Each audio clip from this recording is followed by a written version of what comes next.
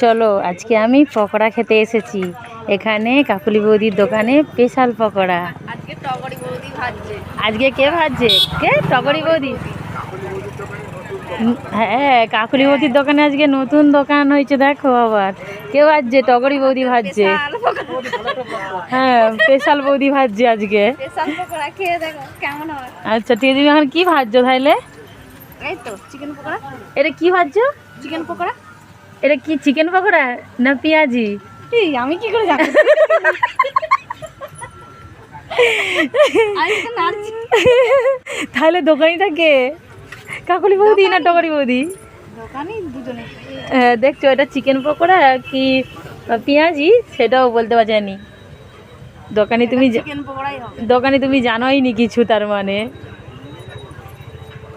আজকে দেখো কিছু বাজলে ঘরে নিয়ে যাবি। হ্যাঁ বলছে বাঁচলে ঘরে নিয়ে যাবি, খাবো মুড়ি। আরে তোর যে নিরামিষই। এটা তো পেঁয়াজি। ও ওইটা ভাজা হয়ে গেছে বল। পেঁয়াজি। ওটা ভাজা হয়ে গেছে তো বল। আরে ওটা পেঁয়াজই তো, আমিও তো বলছি। দেখো দেখো শুধু খাওয়ার জন্য ঝগড়া করছে, দেখছো কিভাবে? হ্যাঁ হ্যাঁ নিয়ে যাবো, তুই তাড়াতাড়ি ভাজতে আগে দেখি।